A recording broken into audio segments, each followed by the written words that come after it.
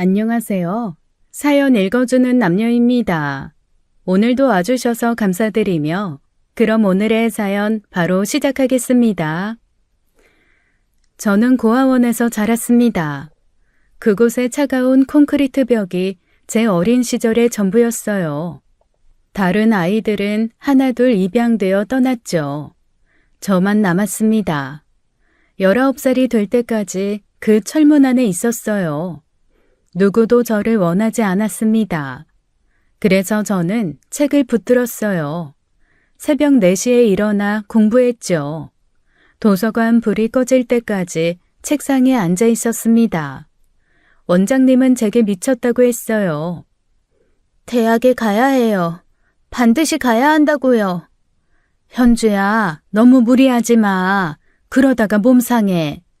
괜찮아요. 정말 괜찮으니까 그냥 놔두세요.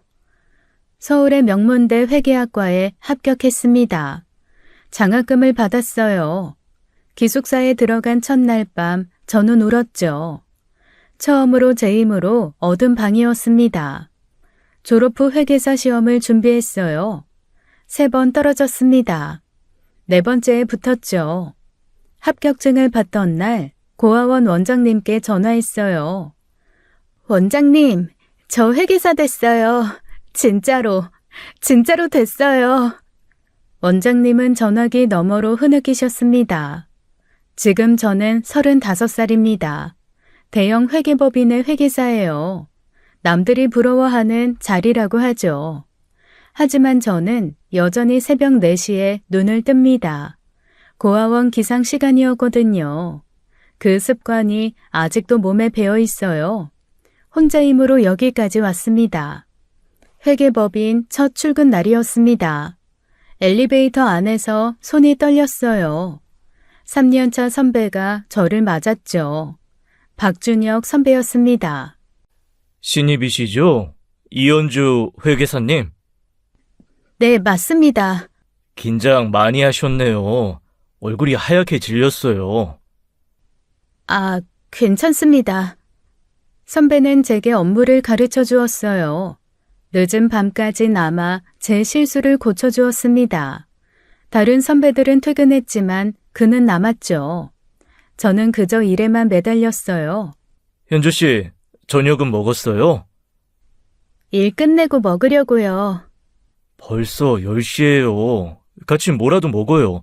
이러다 쓰러지겠어요. 정말 괜찮습니다. 선배님 먼저 가세요. 그는 제 고집을 꺾지 못했습니다. 대신 편의점 김밥을 책상에 놓고 갔어요. 1년이 그렇게 흘렀죠. 어느 겨울밤이었습니다. 사무실에 저와 선배만 남았어요. 선배가 갑자기 말을 꺼냈습니다. 현주 씨, 나 할 말이 있어요. 네? 1년 동안 지켜봤어요. 당신이 얼마나 열심히 사는지, 얼마나 외롭게 버티는지 다 봤어요. 무슨 말씀을... 좋아해요. 진심으로. 나랑 만나줄 수 있어요? 저는 대답할 수 없었습니다. 사랑이란 감정이 제게 허락된 건지 몰랐어요. 하지만 그의 눈빛은 진실했죠.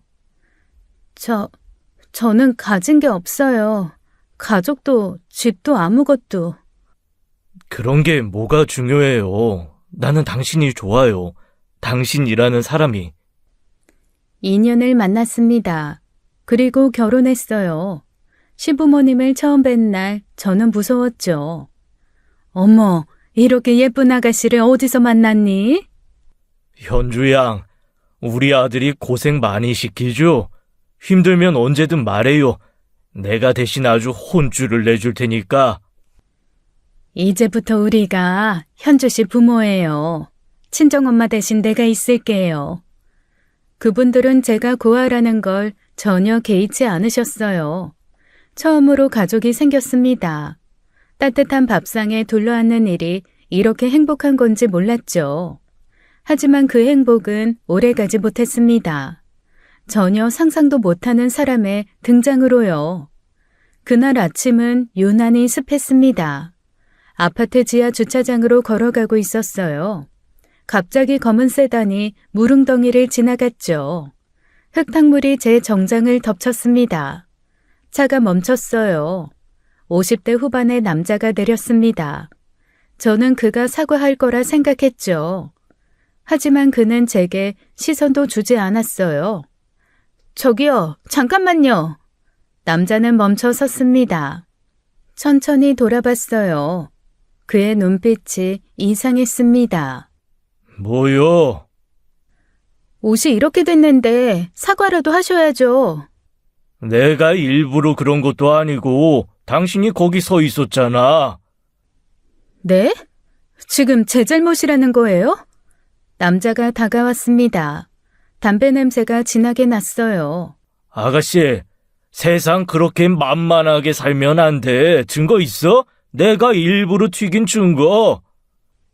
이게 증거 아니에요? 제 옷 좀 보세요.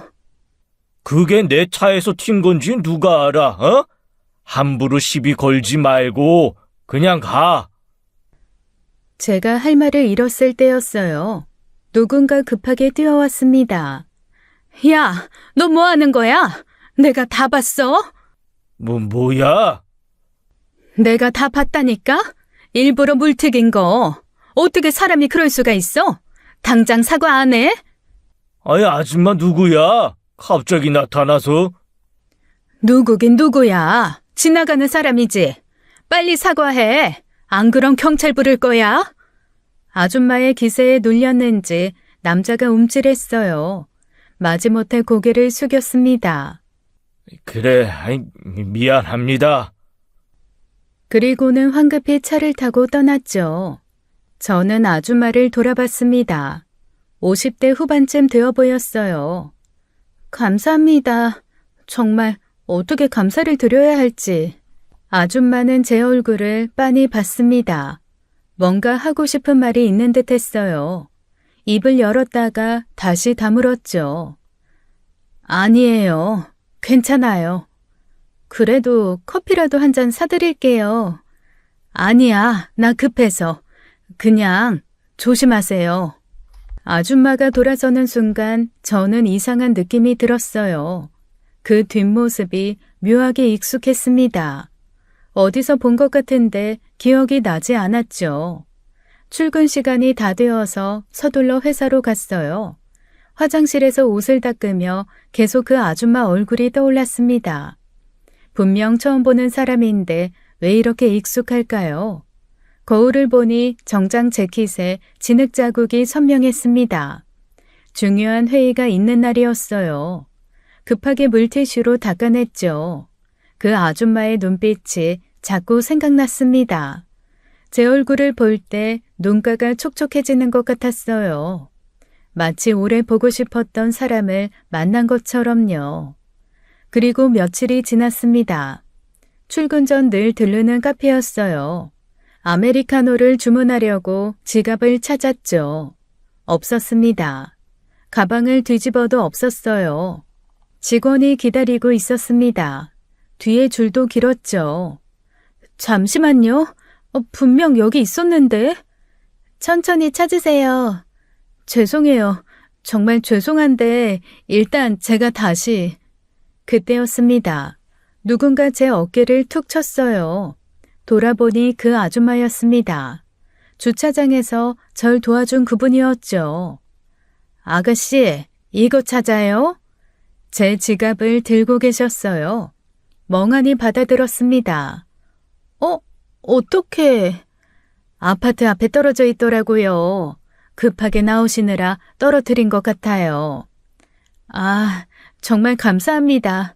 또 도움을 받네요. 커피값을 계산하고 돌아섰어요. 아줌마는 아직 거기 서 계셨습니다. 커피라도 한 잔 사드릴게요. 지난번에도 그렇고. 아니에요. 괜찮아요. 그래도 2번이나 도와주셨는데. 아줌마가 제 손을 잡았습니다. 그 손이 떨리고 있었어요. 정말 예쁜 아가씨네요. 참 곱게 자랐어. 네? 아니, 아무것도 아니에요. 그냥 건강하세요. 급하게 카페를 나가시는 뒷모습을 봤어요. 손등에 아직 그분의 온기가 남아 있었습니다. 따뜻하면서도 슬픈 온기였어요. 제 얼굴을 보는 그 눈빛이 잊히지 않았죠. 마치 잃어버린 무언가를 찾은 사람처럼. 그런데 왜 그렇게 슬퍼 보였을까요? 커피를 들고 회사로 가면서 계속 생각했습니다. 그분 얼굴이 낯설지 않았어요. 어디선가 본 것 같은 눈매였습니다.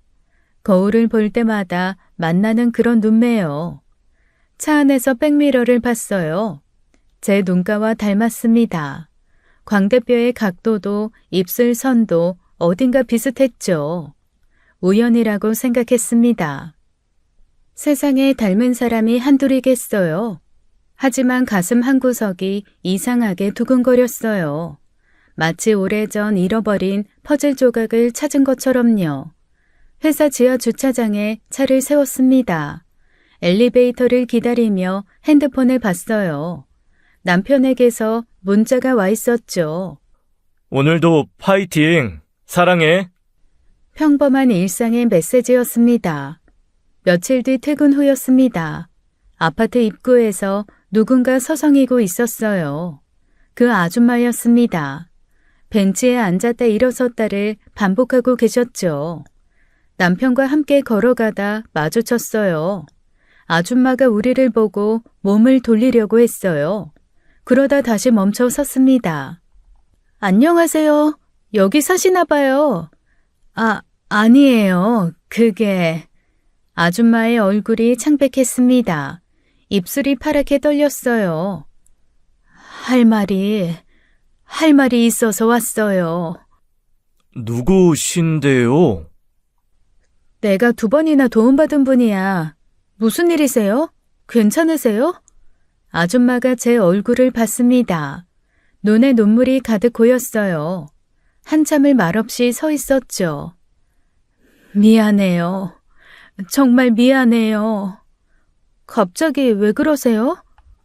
내가 너무 늦었어. 너무 늦게 와서. 무슨 말인지 알 수 없었습니다. 아줌마는 숨을 크게 들이쉬었어요. 그리고 떨리는 목소리로 말했죠. 내가 네 엄마야, 현주야. 네 친엄마. 공기가 멈춘 것 같았습니다. 남편의 손이 제 어깨를 잡았어요. 저는 아무 말도 할 수 없었죠. 무슨 말씀이세요? 35년 전에 너를 고아원에 내가 너를 버렸어. 미안해.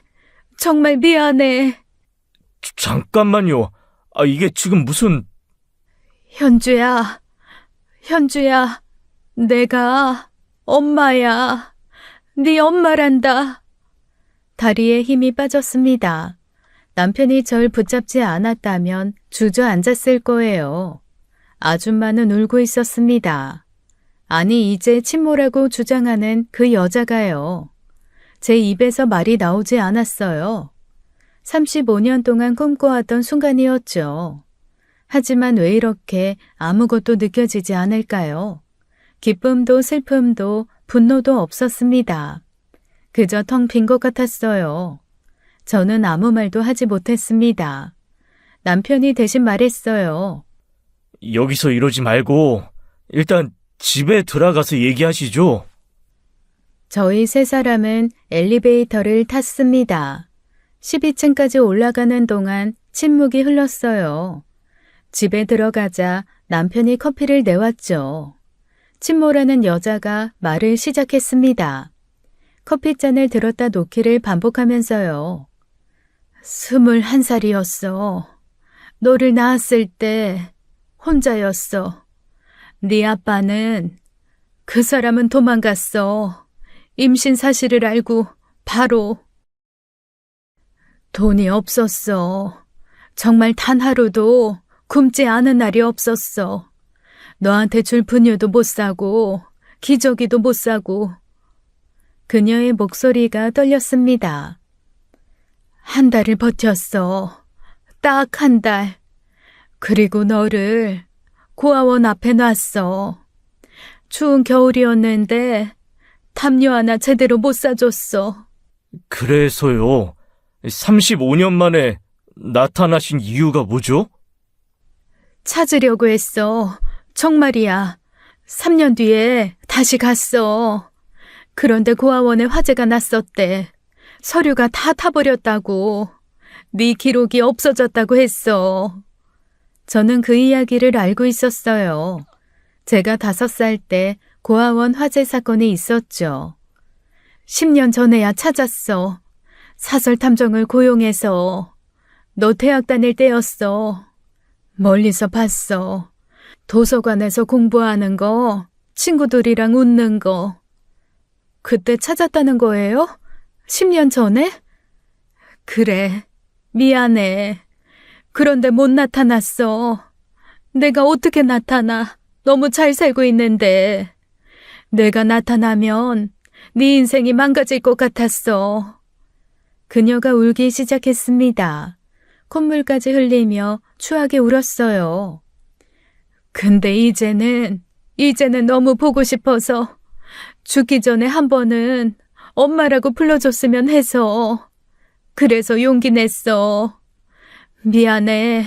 정말 미안해. 현주야, 괜찮아? 몰라. 정말 모르겠어. 그녀가 제 손을 잡으려 했습니다.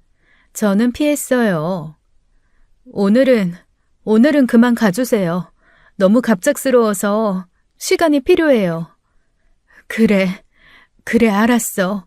연락처 줄게. 천천히 생각해.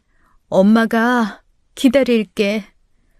그녀가 떠난 후 집안이 조용해졌습니다. 남편이 제 옆에 앉았어요. 많이 놀랐지? 어릴 때는 매일 꿈꿨어. 엄마가 찾아오는 꿈. 근데 지금은 아무것도 안 느껴져. 그녀가 떠난 후 잠을 못 잤습니다. 새벽 4시 또 눈이 떠졌어요. 남편이 제 등을 쓸어주었죠. 자야지. 내일 출근해야 하잖아. 그 사람 정말 내 엄마일까? 글쎄, 너무 갑작스럽긴 하네. 보고 싶었어. 평생 보고 싶었는데 왜 이렇게 화가 날까? 남편이 제 머리를 쓰다듬었습니다. 당연한 거야. 35년이야. 그 긴 시간을. 친자 검사 해볼래. 확실히 알고 싶어. 그래, 원한다면. 다음 날 그 여자에게 연락했습니다. 떨리는 목소리로 전화를 받더군요. 친자 검사를 하고 싶어요. 그래. 당연히 해야지. 네가 원하는 대로 할게. 내일 오전 10시 병원으로 오세요. 주소 찍어드릴게요. 병원 로비에서 만났습니다. 그녀는 초라한 옷차림이었어요. 낡은 가방을 꼭 쥐고 있었죠. 왔구나, 우리 현주. 검사실은 이쪽이에요. 체열하는 동안 그녀가 말했습니다. 무서워하지 마. 금방 끝나. 어릴 때도 주사 무서워했지? 태어났을 때 예방접종하느라. 기억나지 않아요. 한 달밖에 안 키웠다면서요. 그래도 기억해. 다 기억해. 일주일 후 결과가 나왔습니다. 남편과 함께 병원에 갔어요. 의사가 서류를 보여주었죠. 99.9% 일치합니다. 생물학적 모녀 관계가 맞습니다. 종이가 떨렸습니다. 아니, 제 손이 떨렸던 거예요. 남편이 제 손을 잡았어요. 정말 엄마였네. 현주야. 35년 만에 엄마가 생겼어. 근데 왜 기쁘지가 않지? 병원을 나와 그녀에게 전화했습니다. 검사 결과 나왔어요. 맞대요. 우리가 모녀가. 그래, 알았어. 고마워. 검사해줘서. 가끔 만날 수 있을까요? 정말? 정말 괜찮겠니? 많은 걸 바라지 마세요. 그냥 천천히. 그 후 한 달에 2번 만났습니다. 카페에서 차를 마시거나 밥을 먹었어요. 친모는 많은 걸 바라지 않았죠. 이렇게라도 볼 수 있어서 고마워. 정말 고마워. 가족은 없어요? 다른 자녀나? 없어. 너 보낸 후로 혼자 살았어. 죄스러워서 어떻게 다른 사람을 만나겠어. 그녀는 자기 집을 알려주지 않았습니다. 물어봐도 대답을 피했어요. 어디 사는지는 알아야 하지 않을까요? 집이 너무 형편없어서 부끄러워. 나중에 알려줄게. 그래도 제발 시간을 좀 줘. 네가 실망할까봐 무서워. 추석이 되었습니다. 시댁에 가기 전날이었어요. 친모에게 전화했죠. 혼자 추석 보내요? 응, 늘 그래왔으니까. 집이라도 가볼게요. 송편이라도 같이 먹어요. 아니야, 안 돼. 정말 안 돼. 엄마. 처음으로 엄마라고 불렀습니다. 저도 모르게요. 전화기 너머로 울음소리가 들렸어요. 엄마라고 불러줬네. 우리 현주가. 집 주소 알려줘요. 지금 갈게요. 한참 망설이다 주소를 알려주더군요. 서울 변두리 반지하 원룸이었습니다. 곰팡이 냄새가 심했어요. 들어오지 마. 밖에서 기다려. 뭐가 부끄러워요. 들어갈게요. 좁은 방에는 낡은 이불과 밥솥 하나뿐이었습니다. 냉장고도 없었어요. 창문 밖으로 사람들 발만 보였죠. 벽지는 곳곳이 떨어져 있었습니다. 습기로 부푼 자국들이 지도처럼 퍼져 있었어요. 구석에는 라면 상자가 쌓여 있었습니다. 어떻게 이런 곳에서. 익숙해. 오래 살았어. 너 찾느라 돈을 다 써서. 미안해. 이런 모습 보여서. 라면만 드셨어요? 냉장고도 없는데. 그것도 맛있어. 괜찮아. 진짜 괜찮아. 가슴이 아팠습니다. 남편이 제 어깨를 감쌌어요. 함께 온 남편도 충격을 받은 듯 했죠. 이런 곳에서 사셨군요. 사위 보기 부끄럽네. 이런 곳에. 어머니, 우리가 도와드릴게요. 가족인데 당연하죠. 고마워 여보. 그날 밤 친모와 송편을 빚었습니다. 친모가 제 손을 잡고 빚는 법을 가르쳐 주었어요. 손가락이 거칠고 갈라져 있었습니다. 설거지 아르바이트를 한다고 했죠. 이렇게 하는 거야. 예쁘게 빚어야 돼. 송편은 정성이거든. 엄마는 누구한테 배웠어요? 우리 엄마한테. 네 외할머니한테. 돌아가셨지만 네가 태어나기 전에. 외할머니도 계셨구나. 그래, 너한테 보여주고 싶어 하셨을 거야. 손녀 얼굴 한 번 못 보고 가셨어. 송편을 찌는 동안 친모는 낡은 앨범을 꺼냈습니다. 제 사진 한 장이 있었어요. 100일 사진도 아닌 그저 흐릿한 사진 한 장. 이게 전부야. 네 흔적은 이것뿐이었어. 사진 속 아기가 저였습니다. 흐릿하지만 분명 제 얼굴이었어요. 그날 밤 우리는 송편을 나눠 먹었습니다. 반지하 창문으로 가을 달빛이 희미하게 들어왔죠. 친모는 계속 울었고 저는 그런 그녀를 지켜봤습니다. 앞으로 어떻게 해야 할지 남편과 의논해야겠다고 생각했어요. 새벽 3시에 전화가 왔습니다. 병원 번호였어요. 불길한 예감이 들었죠. 한미숙 씨 보호자 되시나요? 네? 한미숙이요? 이 번호가 비상 연락처로 되어 있어서요. 화재 사고로 응급실에 계십니다. 남편과 급히 병원으로 갔습니다. 친모는 응급실 베드에 누워 있었어요. 산소 마스크를 쓰고 있었죠. 연기를 좀 마셨지만 생명에는 지장 없습니다. 운이 좋으셨어요. 화재요? 어떻게? 다세대 주택 1층에서 불이 시작됐답니다.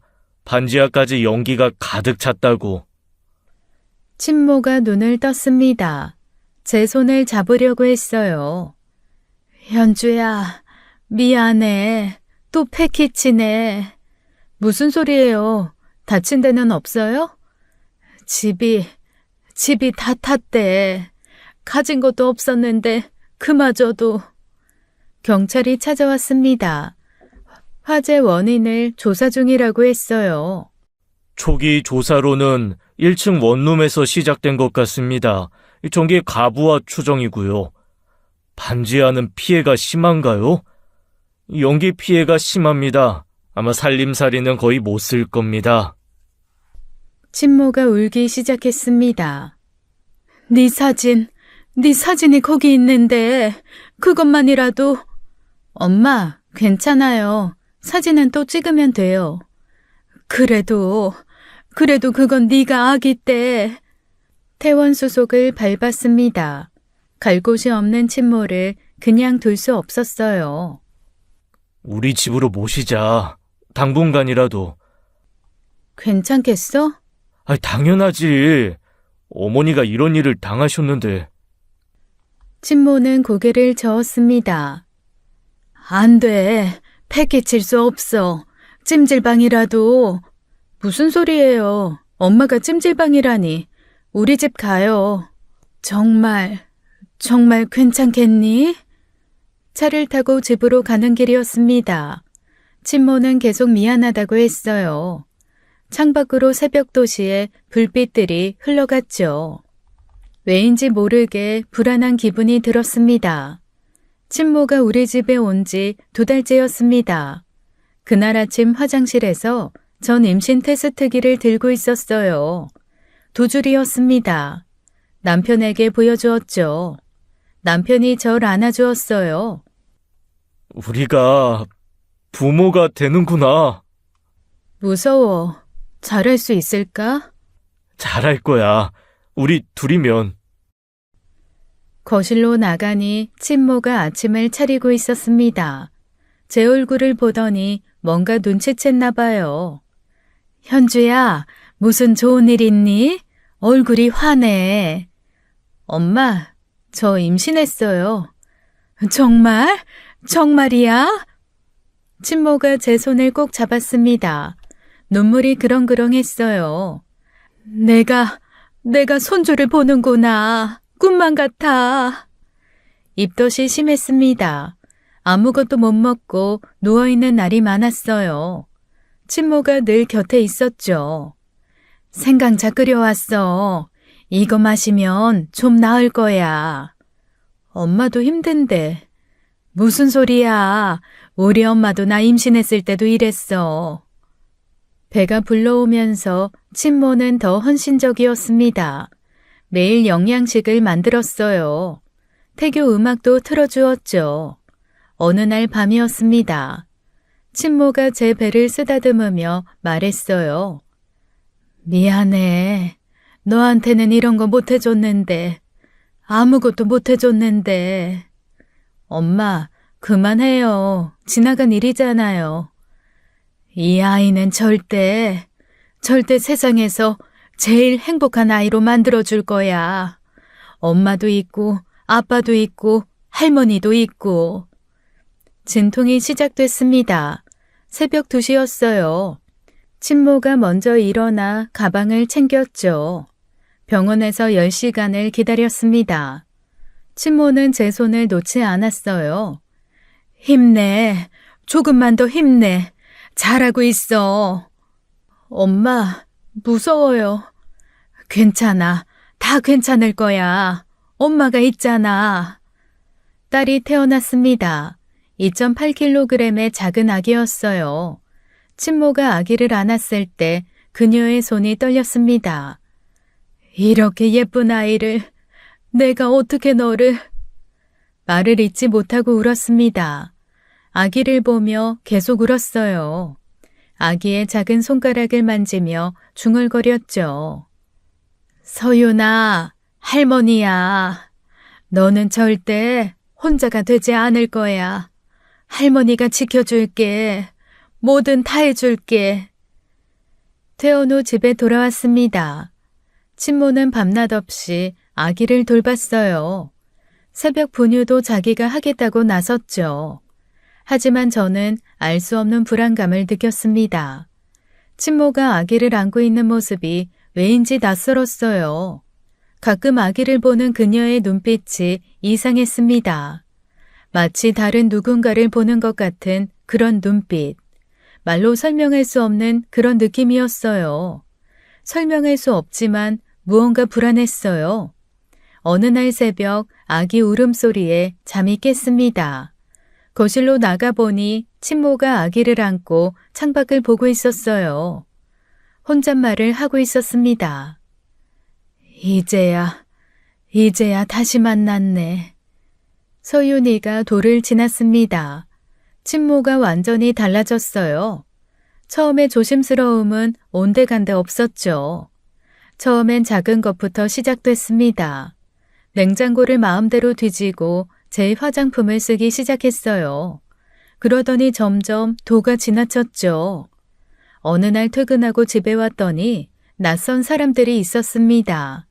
거실 테이블에 비싼 음식들이 차려져 있었어요.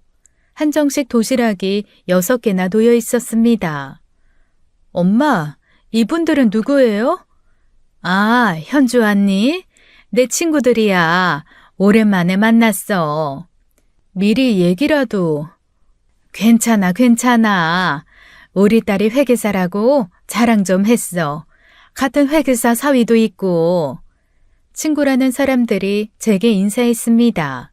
담배 냄새가 진동했어요. 딸이 정말 잘 됐네. 집도 이렇게 좋고. 미숙이 팔자 이제 폈구나. 그렇게 고생했는데. 야, 미숙아, 너 완전 금수저 됐네. 강남 아파트의 회계사 딸이라니. 그러게, 이제야 사람 사는 것 같아. 다 우리 딸 덕분이지. 저녁 내내 시끄러웠습니다. 서윤이가 낮잠을 자다 깨서 울었어요.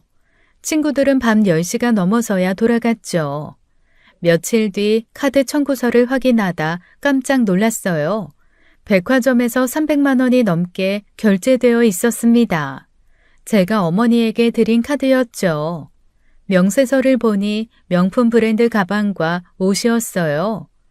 엄마, 이게 뭐예요? 아, 그거 옷 좀 샀어. 너무 남루해 보여서. 300만 원이 넘는데요? 그것도 제 카드로? 35년 동안 못 입었잖아. 이 정도는 괜찮지 않어? 네가 준 카드니까 썼지. 그건 생활비 쓰라고 준 거예요. 이렇게 쓰라고 준 게 아니라. 친모의 표정이 변했습니다. 눈빛이 차가워졌어요. 생활비? 내가 거지야? 용돈 받는 거지? 그런 뜻이 아니라 35년을 떨어져 있었어. 35년. 그동안 네가 누린 걸 나는 하나도 못 누렸어. 목소리가 점점 커졌습니다. 엄마, 그건 엄마가 날 버려서 그런 거잖아요. 순간 정적이 흘렀습니다. 친모의 얼굴이 일그러졌어요. 입술이 파르르 떨렸죠. 그래, 내가 버렸지. 내가 나쁜 년이지. 그러니까 이제 와서 이것도 못 받는다 이거니? 응? 그래, 네가 입은 옷 학비, 그 모든 게 다 내가 해줬어야 하는 거지.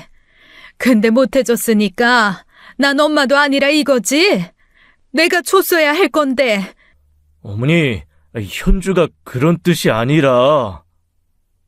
닥서방은 나서지 말게. 이건 우리 모녀 일이야. 자네가 왜 끼어들어? 친모가 테이블을 쳤습니다. 컵이 떨어져 깨졌어요. 내가 뭘 그렇게 잘못했어? 응?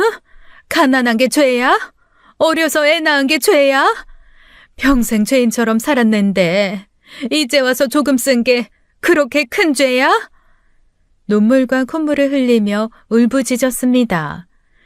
집도 없는 내가 어디로 가? 이제 다 늙어서 노숙이라도 하라고? 죽으라는 거지? 그래, 죽으면 되지. 죽으면! 친모가 방으로 들어가며 문을 쾅 닫았습니다. 서윤이가 또 울기 시작했어요. 남편이 제 손을 잡았어요. 현주야, 너무 심하게 말한 것 같아. 내가 심해? 저 사람이 변한 거잖아. 처음엔 조심스러워하더니 이제는. 그래도 35년의 죄책감이 있잖아. 조금 이해해줘. 이해? 매일 이러는데? 1시간쯤 지났을까요? 친모가 짐을 싸기 시작했습니다. 낡은 보따리에 옷가지를 쑤셔 넣었어요. 보따리를 들고 현관으로 향했습니다. 나 나갈게. 폐 끼쳐서 미안해. 엄마, 그만해요. 어디 가려고. 찜질방이든 어디든 가지. 서럽게 사는 게 내 팔짱가 봐. 딸한테도 천덕꾸러기니까. 현관문을 열려는 친모를 남편이 막았습니다. 어머니 이러지 마세요. 가족끼리 이럴 수 있죠. 가족? 나를 가족으로 봐? 그럼 이렇게 돼야겠어? 결국 남편이 1시간을 달랬습니다. 친모는 마지못해 짐을 풀었어요. 하지만 그날 이후로 뭔가 달라졌습니다. 친모는 더 당당해졌고 저는 더 불편해졌죠. 일주일 뒤였습니다. 몸이 안 좋아서 회사를 조퇴했어요. 열이 나고 머리가 깨질 것 같았죠. 집에 조용히 들어갔어요. 담배 냄새가 났어요. 베란다에서 친모가 통화하고 있었습니다. 서윤이는 거실 매트에 혼자 있었어요. 울다 지쳐 잠든 모습이었죠. 친모의 목소리가 들렸습니다. 걱정하지 마. 걔는 내 말이면 뭐든 들어. 뭔가 더 말하는 것 같았지만 잘 들리지 않았어요. 제 존재를 느꼈는지 친모가 돌아봤습니다. 순간 얼굴이 하얗게 질렸어요. 현주야, 언제 왔니? 방금요. 누구랑 통화했어요? 아, 친구. 그냥 친구야. 저는 서윤이를 안아들었습니다. 뺨에 눈물 자국이 있었어요. 애가 울었는데 왜 방치했어요? 잠깐 통화하느라. 미안. 베란다에서 담배 피운 거예요? 친모가 당황했습니다. 아니, 그게 아니라 아이가 있는 집에서 담배를? 언제부터 피운 거예요? 스트레스 받아서 가끔, 아주 가끔만. 화가 치밀어 올랐습니다. 나가요. 뭐? 집에서 나가라고요. 더는 못 참겠어요. 친모의 표정이 변했습니다.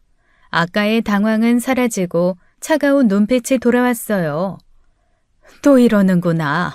엄마를 버리려고? 아랫집에서 담배 냄새 난다고 항의했었어요. 우리 집엔 담배 피우는 사람 없다고 했는데 엄마였네요. 그게 뭐 그렇게 큰일이야? 큰일이죠. 서윤이가 있는데. 그리고 아까 통화. 걔는 내 말이면 뭐든 들어? 이게 뭔 뜻이에요? 친모가 입술을 깨물었습니다. 그냥 친구일 얘기야. 거짓말하지 마요. 뭔가 숨기고 있죠? 숨길 게 뭐가 있어? 나 의심하는 거니? 목소리가 커졌습니다. 서윤이가 깨서 울기 시작했어요. 그래, 나갈게. 이 나이에 딸한테도 쫓겨나는구나. 죽어야겠지. 죽어야. 남편이 퇴근해서 들어왔습니다. 상황을 파악하고 한숨을 쉬었어요. 현관에 구두를 벗으며 지친 표정이었죠. 또 싸웠어? 여보, 뭔가 이상해. 누군가랑 통화하면서 이상한 얘기하고. 아무것도 아니야. 넌 왜 자꾸 날 의심하는 거니? 일단 진정하고 얘기해요. 하지만 저는 확신했습니다. 그 여자가 무언가 숨기는 게 있다는 걸요. 남편이 친모를 달랬습니다. 친모는 다시 방으로 들어갔죠. 안방에서 남편과 마주 앉았어요. 서윤이는 남편 품에서 잠들었어요. 현주야, 너무 예민한 거 아니야? 예민한 게 아니야. 분명 뭔가 이상해. 어머니가 친구랑 통화한 것 뿐이라잖아. 아니, 분명 뭔가 있어. 남편이 한숨을 쉬었습니다. 그래도 친자 검사까지 했잖아. 당신 엄마인데. 그게 이상한 거야. 뭐가? 느낌이 달라. 처음 만났을 때랑 지금이랑 완전히 다른 사람 같아. 제 손이 떨렸어요. 남편이 잡아주었죠. 여보, 나 무서워. 저 사람이 정말 우리 엄마가 맞을까? 현주야. 아니, 엄마가 맞다고 쳐도 뭔가 숨기고 있어. 분명해. 난 느낄 수 있어. 말로 설명은 못하지만 뭔가 있어. 그날 밤 잠을 못 잤습니다. 천장만 바라봤어요. 친모의 통화 내용이 계속 맴돌았죠. 새벽에 거실로 나갔습니다. 물을 마시려고요. 친모 방 문틈으로 불빛이 새어나왔어요. 다음 날 아침이었습니다. 남편이 출근하고 저만 남았어요. 친모는 거실에서 TV를 보고 있었죠. 병원 다시 가요. 병원? 왜? 친자검사 다시 하고 싶어요. 뭐? 왜 갑자기? 친모의 눈빛이 날카로워졌습니다. 날 의심하는 거야? 네 엄마를? 그냥 확실히 하고 싶어요. 이미 했잖아. 99.9% 나왔잖아. 그래도 친모가 벌떡 일어섰습니다. 네가 날 믿지 못하는구나. 35년 만에 만난 엄마를. 믿고 싶어요. 정말 믿고 싶은데 그럼 믿어. 왜 자꾸 의심해? 소리를 지르며 방으로 들어갔습니다. 저는 확신했어요. 뭔가 크게 잘못되고 있다는 걸요. 그날 밤 저는 잠들지 못했어요. 천장의 어둠을 바라보며 결심했습니다. 다음 날 아침 남편이 출근하자마자 흥신소를 찾아갔죠. 그 사람의 모든 걸 알고 싶어요. 과거, 현재, 주변 사람들까지 전부요. 비용이 만만치 않으실 텐데요. 상관없어요. 얼마든지 낼게요. 2주일이 지났습니다. 친모는 여전히 우리 집에 있었어요. 저는 작은 원룸을 알아보기 시작했죠. 엄마, 이제 독립하셔야 할 것 같아요. 원룸 하나 구해드릴게요. 현주야, 엄마가 잘못했어. 정말 잘못했어. 딱 한 번만 용서해줘. 응? 내가 정신이 나갔었나 봐. 다시는 그런 일 없을게. 눈물을 흘리며 저를 붙잡는 그 손이 차가웠습니다. 마치 죽은 사람의 손처럼요. 내가 어떻게 널 찾았는데 이렇게 버리면 안 돼. 현주야, 엄마 버리지 마. 제발 죽을 때까지 조용히 있을게. 네 눈에 안 띄게 살게. 남편이 방으로 들어와 저를 말렸어요. 당신 너무 심한 거 아니야? 어머니가 저렇게 사과하시는데. 서윤이 어머님께 맡겨. 당장. 뭐? 아니, 우리 엄마한테? 왜 갑자기 애를... 느낌이 이상해. 뭔가 위험한 느낌이 들어. 제발 이번만큼은 내 말 들어줘. 저는 그날로 아이를 시댁에 맡겼습니다. 친모는 울며 매달렸지만 저는 단호했어요. 서윤이까지 할머니한테서 떼어놓는 거야? 내가 그렇게 못 믿어워? 내가 뭘 그렇게 잘못했다고. 아이가 없는 집은 텅 빈 것처럼 조용했죠. 친모는 구석에 웅크리고 앉아 있었습니다. 한 달이 지났어요. 그날은 금요일 오후였습니다. 집에서 연차를 내고 서류 정리를 하고 있는데 휴대폰이 울렸죠. 흥신소에서 온 문자였습니다. 조사 완료, 첨부 파일 확인 요망. 저는 떨리는 손으로 파일을 열었어요. 그리고 그 내용을 확인한 저는 충격을 받았습니다. 남편에게 전화를 걸려는 순간이었어요. 갑자기 눈꺼풀이 무거워졌습니다. 이상했죠. 오후 3시인데 이렇게 졸릴 리가 없었어요. 휴대폰이 손에서 미끄러졌습니다. 저는 간신히 의식을 붙잡고 책상을 둘러봤어요. 주스잔이 보였죠. 제가 늘 마시던 오렌지 주스병이었습니다. 친모가 아침에 건네준 거였어요. 현주야, 피곤해 보이는데 이거라도 마셔. 비타민 들어있어서 좋대. 그때 그 얼굴이 떠올랐습니다. 평소와 달리 눈을 마주치지 않던 그 표정이요. 문득 집 방 문틈으로 뭔가 스며들었어요. 연기였습니다. 회색빛 연기가 천천히 그러나 확실하게 들어오고 있었죠. 저는 벌떡 일어났어요. 다리에 힘이 없었지만 문을 열고 나갔습니다. 복도가 연기로 가득했어요. 불이야라고 소리치려 했지만 목소리가 나오지 않았습니다. 주스에 수면제가 들어있던 게 분명했어요. 수면제 때문인지 혀가 제대로 돌지 않았습니다. 계단으로 내려가려 했지만 이미 현관문에서 연기가 차올라 있었죠. 현관으로 나갈 수 없었어요. 저는 다시 거실로 돌아왔습니다. 베란다 창문을 열었어요. 12층이었습니다. 뛰어내릴 수는 없었죠. 화장실로 뛰어갔어요. 수건을 물에 적셔 코와 입을 막았습니다. 연기가 점점 짙어졌어요. 다시 현관문으로 나가려고 했지만 문고리가 뜨거웠습니다. 불길이 복도를 타고 올라온 거였어요. 문을 열 수가 없었죠. 그때 남편이 했던 말이 떠올랐습니다. 여보, 만약을 위해서 왕관기 설치했어. 베란다에 있으니까 알아둬. 그런 거 왜 설치해? 불길한데. 만약을 위해서야. 고층이잖아. 혹시 모르니까. 뒷베란다로 뛰어갔어요. 왕관기가 벽에 걸려 있었습니다. 떨리는 손으로 고리를 몸에 걸었죠. 창문을 열었습니다. 12층 아래가 아득했어요. 하지만 선택의 여지가 없었죠. 저는 베란다 난간을 넘었습니다. 왕관기 줄을 잡고 천천히 내려가기 시작했어요. 바람이 불었습니다. 몸이 흔들렸어요. 위를 올려다보니 검은 연기가 창문으로 쏟아져 나오고 있었죠. 10층을 지났습니다. 팔이 아팠어요. 9층, 8층. 그때 위에서 폭발음이 들렸습니다. 유리창이 깨지는 소리였어요. 파편이 떨어졌죠. 저는 이를 악물고 계속 내려갔습니다. 7층, 6층, 5층. 손바닥이 쓸려 피가 났어요. 하지만 멈출 수 없었습니다.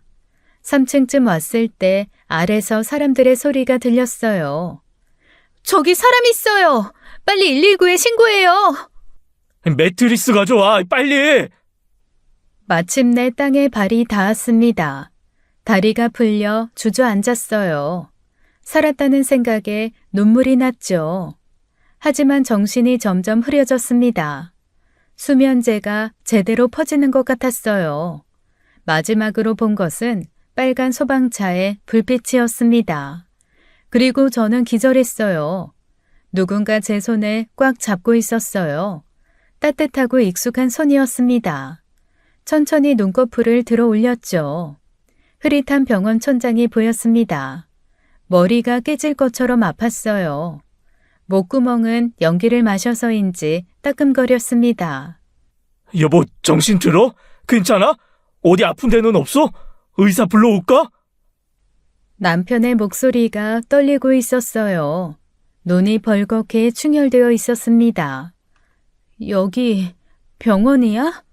병원이야. 집에서 불이 나서 왕관기로 탈출했다면서. 하마터면 큰일 날 뻔했어. 내가 늦게 알아서 미안해. 살아있다는 게 실감났어요. 가슴 깊은 곳에서부터 눈물이 차올랐죠. 왕관기를 타고 내려올 때의 공포가 다시 밀려왔습니다. 그 여자가 날 죽이려고 했어. 무슨 소리야? 그 여자라니. 진정해. 천천히 말해. 엄마라고 하는 그 여자.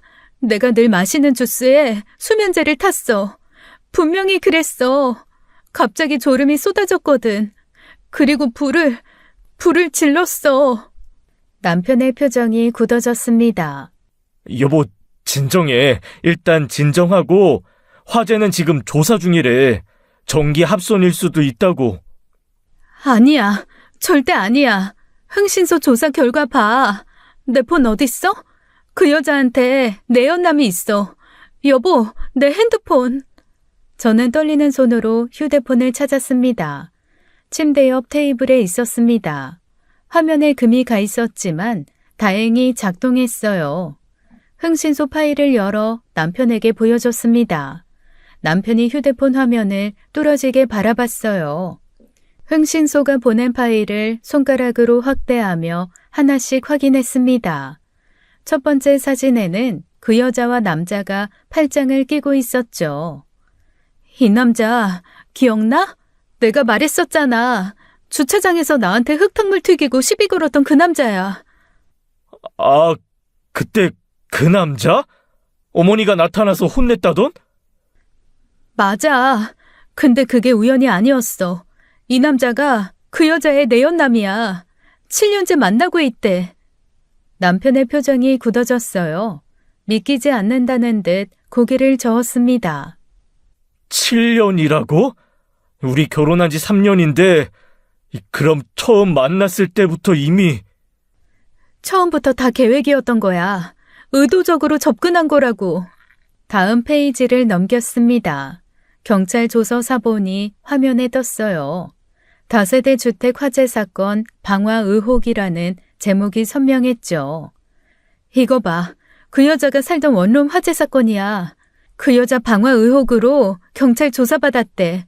유력한 용의자가 바로 한미숙, 그 여자고. 뭐? 아니, 자기 집에 불을 질렀다고?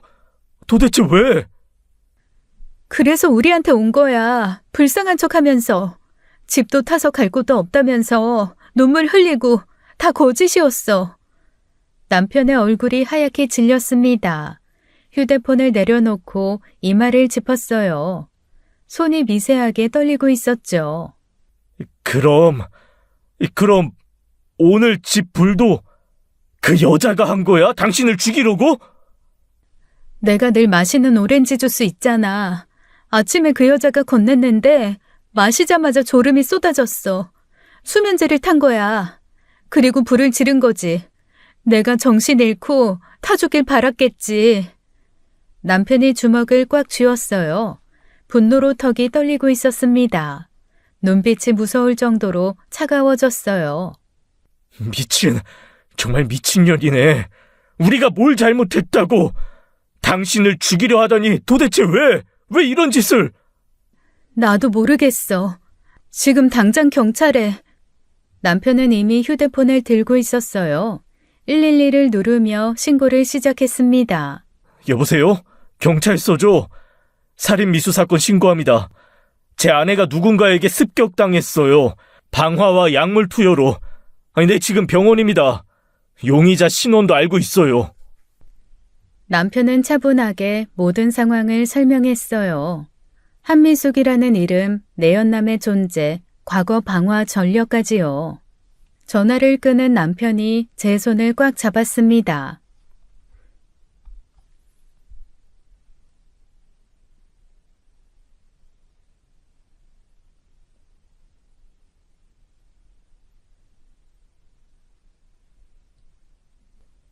하지만 저는 불안했어요. 그 여자가 무슨 짓을 더 할지 알 수 없었으니까요. 경찰이 수사를 시작했어요. 화재가 현관문에서 시작된 점, 그리고 제 증언을 토대로 본격적인 조사가 들어갔습니다. 한미숙은 흔적도 없이 사라졌어요. 조사가 시작되자마자 잠적한 거였죠. 집에 있던 물건들도 대부분 가져갔습니다. 경찰은 공개 수배령을 내렸어요. 전국에 한미숙과 내연남의 사진이 뿌려졌습니다. 한 달이 지났어요. 그토록 찾던 소식이 왔습니다. 한미숙 체포했습니다. 지방의 한 펜션에서 내연남과 함께 있었어요. 전남 쪽이었습니다. 다음 날 경찰서로 불려갔어요. 형사님이 심각한 표정으로 저희를 맞았습니다. 조사 과정에서 충격적인 사실이 밝혀졌습니다. 한미숙 씨, 일란성 쌍둥이였어요. 일란성 쌍둥이요? 네, 한미숙에게는 한미정이라는 쌍둥이 동생이 있었습니다. 그리고 한미정 씨가 바로 이연주 씨의 진짜 친모였어요. 머리가 하얘졌어요. 그럼 그 여자는 내 친모가 아니라 한미숙은 당신의 이모였던 거죠. 친모의 쌍둥이 언니요. 일란성 쌍둥이는 DNA가 거의 일치합니다. 그래서 친자 검사에서도 친자로 나온 거예요. 그럼 진짜 어머니는 한미정 씨는 이미 오래전에 돌아가셨습니다. 2004년인가 2005년쯤이었다고 하네요. 저는 숨이 막혔어요. 진짜 엄마는 이미 세상에 없었던 거예요. 20년 전에 이미. 왜 그 여자가 친모인 척 접근한 거죠? 재산이 목적이었습니다. 한미숙은 빚이 많았어요. 내연남도 마찬가지였고요. 당신이 회계사로 잘 살고 있다는 걸 알고 계획적으로 접근한 겁니다. 이제야 모든 게 맞춰졌어요. 처음 만났을 때부터 느꼈던 그 위화감, 그 차가운 손길과 이상한 눈빛, 말로 설명할 수 없던 그 느낌이 바로 이거였어요. 친모가 아니었기 때문에 느꼈던 본능적인 거부감. 제 촉이 맞았던 거예요. 처음엔 당신에게 얹혀 살면서 돈을 뜯어낼 계획이었던 것 같아요. 하지만 당신이 의심하고 조사까지 시작하자. 그래서 날 죽이려고 한 거군요. 맞습니다. 당신이 죽으면 자신이 유일한 혈육이라며 남편분께 의지할 생각이었겠죠. 소름이 돋았어요. 그 여자의 계획이 얼마나 치밀했는지. 한미숙은 동생이 죽은 후 동생 행세를 할 기회를 노리고 있었던 것 같습니다. 일란성 쌍둥이라는 점을 악용한 거죠. 정말 악랄한 여자네요. 저는 한참을 말이 없었어요.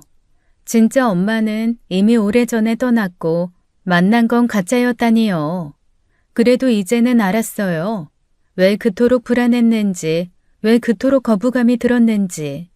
제 마음이, 제 몸이 이미 알고 있었던 거예요. 그 여자는 제 엄마가 아니었다는 걸요.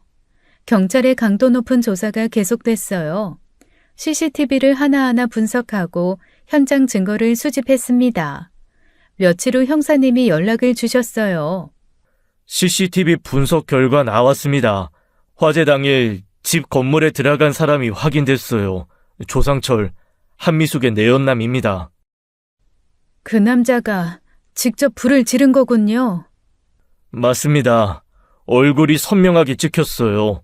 현관문 앞에서 무언가 하는 모습도 포착됐고요.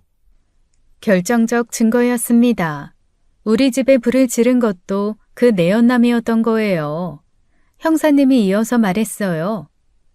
조상철 신문했습니다.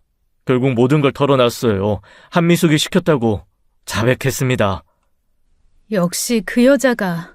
네, 한미숙이 당신 일정을 파악해서 집에 있을 시간을 노렸다고 합니다.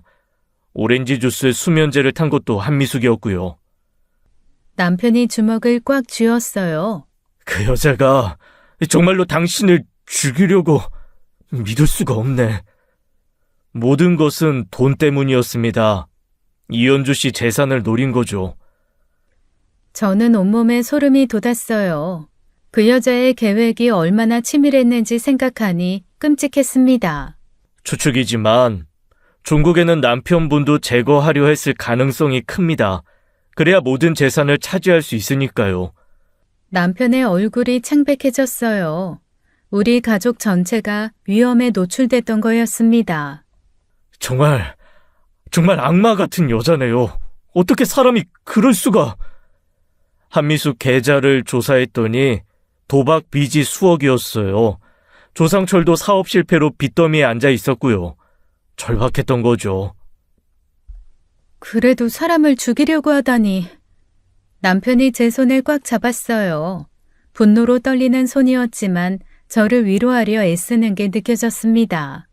여보, 이제 끝났어. 그 악마들 이제 처벌받을 거야. 당신이 무사해서 정말 다행이야. 정말로.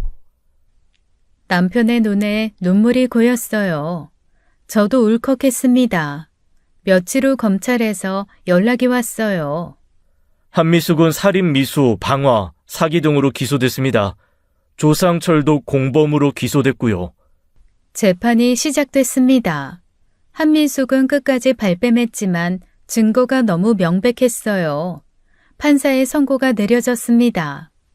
피고인 한미숙에게 징역 15년을 선고합니다. 피고인 조상철에게 징역 10년을 선고합니다. 법정을 나오며 저는 하늘을 올려다봤어요. 진짜 엄마가 어딘가에서 저를 지켜봐 주신 것 같았습니다. 결국 그들은 처벌을 받았어요. 악한 계획은 실패했고 정의가 승리했습니다. 재판이 끝나고 1년이 지났어요. 저는 다시 일상으로 돌아왔습니다. 가끔 창밖을 보며 생각해요. 진짜 엄마는 어떤 사람이었을까 하고요. 비록 만나지는 못했지만 저를 찾다가 돌아가셨다는 사실만으로도 위안이 됐습니다. 적어도 엄마는 저를 사랑했던 거니까요. 시어머니가 말씀하셨어요. 네가 그렇게 이상한 느낌을 받은 게 다 이유가 있었구나. 아무래도 네 엄마가 지켜준 것 같다. 맞아요. 제 본능이, 제 직감이 저를 구한 거였어요. 혈연의 끈은 눈에 보이지 않지만 마음은 진실을 안다. 누군가 그런 말을 했었죠. 정말 그랬어요. 아이가 제게 달려왔습니다. 엄마, 놀아줘. 저는 아이를 꼭 안았어요. 이 아이에게는 제가 겪은 아픔을 물려주지 않을 거예요. 남편이 웃으며 말했습니다. 여보, 이제 정말 끝이야. 우리 가족만 행복하게 살자. 응, 그래야지. 이제 다 끝났습니다. 무엇보다 중요한 건 살아남았다는 거예요. 제가, 우리 가족이 살아남았습니다. 지금까지 사연 읽어주는 남녀였습니다. 끝까지 시청해주신 여러분 감사드리며 저희는 다음 사연으로 돌아올게요. 감사합니다.